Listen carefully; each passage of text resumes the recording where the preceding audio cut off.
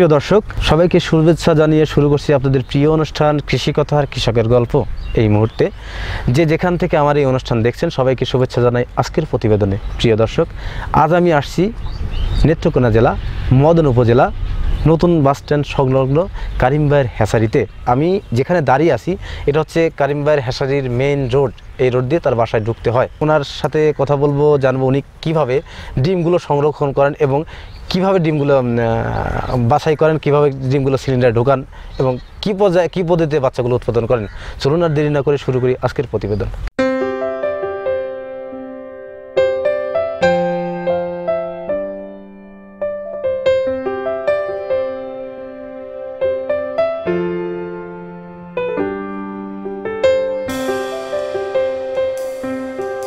প্রিয় দর্শক, আমার সামনে যিনি দাঁড়িয়ে আছেন আর আমি যে জায়গাটা দাঁড়িয়ে আছি ওনার নিজস্ব প্রতিষ্ঠানে আমি দাঁড়িয়ে আছি এবং ওনার নামই মোহাম্মদ কারিম ভাই। উনি হ্যাচিং করেন, ডিম থেকে বাচ্চা উৎপাদন করেন বিভিন্ন জাতের।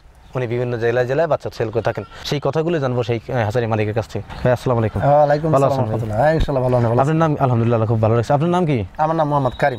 এটা কোন জেলার মধ্যে পড়ছে? ওটা আমাদের নেত্রকোনা জেলায় পড়ছে, মদনপুর জেলা। জি জি। তে আমার বাড়িটা হলো এই যে আছি ওইটা ঠিকানাটা বলে নতুন বাস স্ট্যান্ড সংলগ্ন রাকুবিস সংলগ্ন এই কবরকলা রোড, মানে মোহাম্মদ কারিম। হ্যাঁ, কবরস্থান রোড, মোহাম্মদ কারিম ভাই আপনি হ্যাচিং করেন।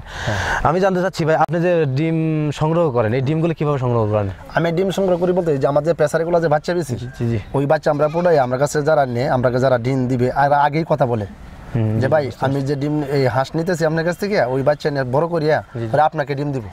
তো আমি কিন্তু ওরারে টাকা পয়সা দিই, আগে জামানত দেয়া তুই মানে অ্যাডভান্স করে থাকেন, অ্যাডভান্স করে রাখি যে আপনারা কিন্তু ডিম দিবেন আমাকে।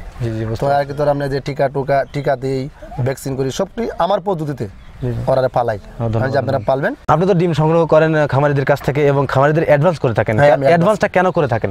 অ্যাডভান্সটা করি এই কারণেই আমার প্রয়োজন মাসে আমার মনে হয় যে এই যতটা ডিম লাগে এই হিসাবে আমরা হয়তো এই 2000 ডিম কম হলে 2000 বেশি হয়। এটা খাবারের দ্বারাতে বা সময় আবহাওয়া দ্বারাতে এমন আছে, আবহাওয়া ভালো থাকলে আমরা ডিম হাঁসটিতে একটু বেশি আইয়ে বা আবহাওয়া একটু গোলমাল দিনের খারাপ থাকলে একটু কম আসতে পারে। এই জন্য আমার চাহিদার মতন যাতে আমার 10,000 বা 15,000 ডিম আমার লাগে প্রতি সপ্তাহে, ওই ডিমটা আমি সংগ্রহ করতে পারি। এই জন্যই আমি অ্যাডভান্স ডিম টাকা দিয়ে তুই যাতে আমি ডিমটা আনতে পারি। অ্যাডভান্স টাকা দেওয়ার উদ্দেশ্য হচ্ছে খামারিরা যাতে অন্য কাউকে না দেয়। এটা হচ্ছে প্রথম কথা। ঠিক আছে, লোক আছে এরা একটু অর্থনৈতিক দুর্বল। হ্যাঁ আছে অবশ্যই, একটা টাকাটা দিলে তারা একটু উপকার হয় আর কি। প্রিয় দর্শক, আমাদের কারিম ভাই উনি যে হ্যাচিংটা করেন, হ্যাচিং এ যেখান থেকে খামারি থেকে ডিম সংগ্রহ করেন সেই খামারিদের উনি অ্যাডভান্স টাকা দিয়ে রাখেন। কেন রাখেন? কারণ তারও প্রয়োজন, টাকাটা নিলে তারও প্রয়োজন হচ্ছে। হ্যাঁ, সিস্টেমটা খুব ভালো। ধন্যবাদ জানাই কারিম ভাইকে। উনি যে খামারিদের টাকা অগ্রিম দিয়ে থাকেন এজন্য অসংখ্য ধন্যবাদ জানাই। ওই খামারিদের যথেষ্ট উপকার হয়। আচ্ছা, আপনি এখানে মাসে কি পরিমাণ বাচ্চা উৎপাদন করে থাকেন? আমার নিজের পেশারিতে মাসে আপনার 15 থেকে 20,000 বাচ্চা উৎপাদন করে থাকেন। আচ্ছা, ডিমটা যখন প্রথম পর্যায়ে আপনি বাসায় নিয়ে আসেন তারপর ডিমটা কি করেন? আমরা ডিম দিয়ে বাসায় ঢুকাইয়া পরে আপনার ইয়ে করি, যে স্যাভলন আছে না, স্যাভলন পানি দিয়ে ধৌত করিয়া পরে আপনার মানে ময়লা পরিষ্কার করে, ময়লাটা পরিষ্কার করিয়া রোগ জীবাণু মুক্ত করি। স্যাভলনটা দিয়ে প্রথমে আমি ভালো পানি দিয়ে ধুইয়া তারপর আলাদা পানি আমরা স্যাভলন দিয়ে মুক্ত করি, রোগ জীবাণু মুক্ত করিয়া তারপরে আমি ডিম দিয়ে আবার একটু রোদ একটু হিট লাগাই। যতটুকু হিট লাগে মানে যে হাঁস মুরগের যতটুকু তাপ, এতটুকু তাপ পরিমাণ মনে দিয়া পরে আমি ডিম দিয়ে সিলিন্ডারে ঢুকাই। তো প্রথম অবস্থায় ডিমটা যখন সংগ্রহ করেন, ডিমটা ধোয়ার পরে জীবাণুমুক্ত করার পরে সেটাকে রোদ্রে দিয়ে থাকেন। জি হ্যাঁ, রোদ্রে দেন। তো এইভাবে ডিমগুলো সংগ্রহ করেন। আর আপনি তো হাঁসের বাচ্চা বিক্রয় করেন বিভিন্ন দেশে।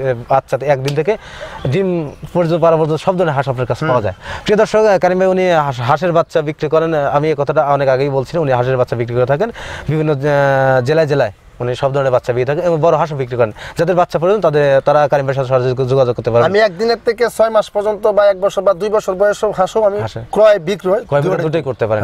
উনি ক্রয় করেন এবং বিক্রয় করেন, দুটোটাই করেন আমাদের এই কারিম ভাই হ্যাচারি মালিক। যাদের দরকার তারা ওনার কাছ থেকে বাচ্চা বা বড় হাঁস সংগ্রহ করতে পারবেন। আর কারিম ভাই একজন সরকারি নিবন্ধনকৃত একজন লোক, উনি ওনার কাছ থেকে বাচ্চা সংগ্রহ করলে আপনি লাভবান হতে পারবেন, কারণ ওনার ব্যবসায় যথেষ্ট সততা আছে। আচ্ছা কারিম ভাই, আপনি যখন ডিমটা নিয়ে আসেন, ডিমটা নিয়ে আসার পরে ধৌত করে পরে শুকনা করার পরে একটা টোপলা বাঁধেন, টোপলাতে কত করে ডিম দিয়ে থাকেন? ওরে আপনি 40টা ডিম দিয়ে 40 পিস ডিম দেন, 40 পিস ডিম দেন, দেওয়ার পরে তারপর সিলিন্ডার ঢোকান, সিলিন্ডার ঢোকানোর পরে তারপর কাজটা কি, কদিন সিলিন্ডারে থাকবে? সিলিন্ডার আপনার ঢোকানোর পরে দিয়ে 18 দিন থাকবে এখানে। এক সপ্তাহ পরে, প্রথম এক সপ্তাহ পরে ওটা আমি একটা বাছাই করি পরে দেখি টেস্ট করেন যে বাওয়া আছে, বাওয়া যাকে বলে, নষ্ট ডিম যাকে বলে।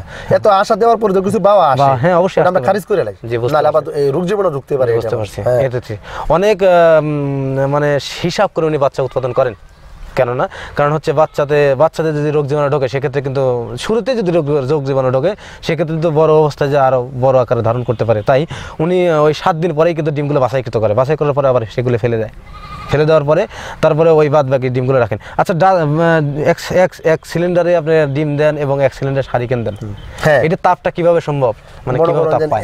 এক সিলিন্ডারে ডিম দিই আর সিলিন্ডারে আমরা হারিকেন রাখি, অর্থাৎ ওটাতে কি 2 ঘন্টা পর আমরা আবার চেঞ্জ করে নিই।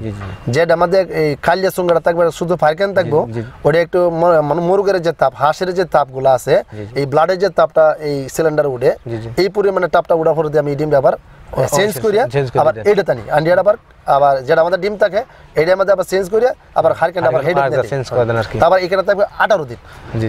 18 দিন তারপরে কি করেন? 18 দিন পরে আবার আমরা বেডে উঠাই, মানে বিছানাতে উঠাই, যেখানে আপনার ডিমটা বাচ্চা উঠবে, বাচ্চা যেন থেকে ফুটতে বাইরে হইব সেদিন, এদিন বেডে মানে 18 দিন পরে বেডে উঠাই। বেডে উঠার পরে দিয়ে এখানেতে আর এই 10 দিন, 10 দিন আর এই 18 দিন, কত 28 দিন আবার পেছারি বাচ্চা 18 দিনে বাইরে, 28 দিনে বের হয়ে যায়। তখন আর তারপরের দিনে বাচ্চাগুলো সব সেল করে থাকে, আর বুকিং তো আগেই নেওয়া থাকে ফোনের মাধ্যমে আর কি।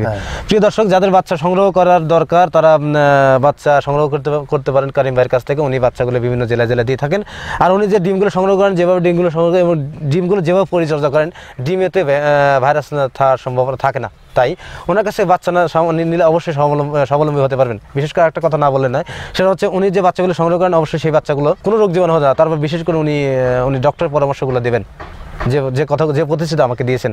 আমি মনে করি আমার যার সাথে যে প্রতিশ্রুতি দিয়েছেন অবশ্যই প্রতিশ্রুতি উনি রাখবেন। তো ধন্যবাদ ভিউয়ার্স, আজকে পর্যন্ত দেখা হবে পরবর্তী ভিডিওতে। ততদিনে ভালো থাকেন, সুস্থ থাকেন, আল্লাহ হাফেজ।